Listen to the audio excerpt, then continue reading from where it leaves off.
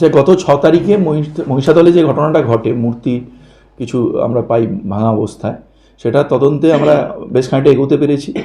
এখানেতে আমাদের খুব হেল্পফুল হয়েছে যে পাশাপাশি কিছু সিসিটিভি ফুটেজ আমরা পেয়েছি, যেটা অনেকটাই অকাট্যভাবে আমাদেরকে সত্যের দিকে নিয়ে যেতে পেরেছে। যাকে আমরা অ্যারেস্ট করি তার নাম শেখ মফিজুল। আমরা যে কোনো এই ধরনের ক্ষেত্রে নিশ্চিতভাবে যখন কোনো যেটা ধর্মীয় অনুষঙ্গ থাকে, অ্যারেস্ট করার পরে তার কি ওরিয়েন্টেশন সেটাকে বোঝার চেষ্টা করি। তাকে রিমান্ডে নিয়ে আসার পরে তার স্থানীয় স্তরে তার সম্বন্ধে আমরা প্রাথমিক যতটা সম্ভব খোঁজখবর নিয়েছি।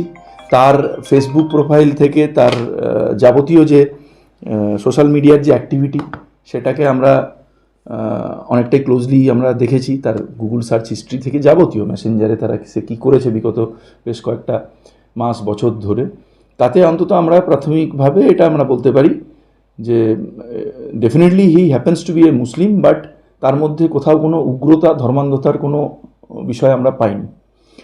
সেদিন সে খুব মারাত্মকভাবে ড্রাঙ্ক ছিল।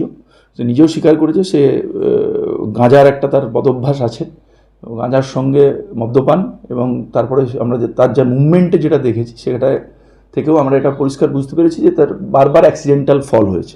শুধু মূর্তি নয়, আশেপাশে কিছু বাড়ির টব ইত্যাদিতেও সে লাথি খেয়েছে, মানে হোঁচট খেয়েছে বা পড়েছে। এবং মূর্তিগুলো যেভাবে পাশাপাশি দাঁড়ানো ছিল, তাতে তখন ওই ধাক্কা খাওয়া মাত্র সেগুলো একে অপরকে ক্ষতিগ্রস্ত করেছে।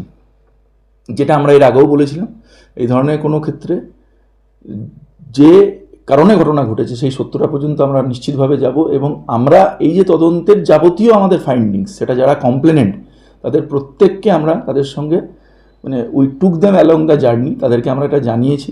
Everything is transparent. তারাও এই ব্যক্তিকে চেনে, এবং আমরা এইটুকুই পেয়েছি এখন পর্যন্ত যে তাদের তরফেও এই ব্যক্তির ধর্মীয় উগ্রতা বা ধর্মান্ধতা ইত্যাদি সম্বন্ধে কোনো অভিযোগ আসেনি। আমাদের এরপরেও ফার্দার আমরা ইনভেস্টিগেশনের সমস্ত দিক আরও ডিপে যেয়ে দেখার চেষ্টা করব, এবং যেটা থাকবে আপনাদেরকে আপডেটেড রাখবো। ধন্যবাদ।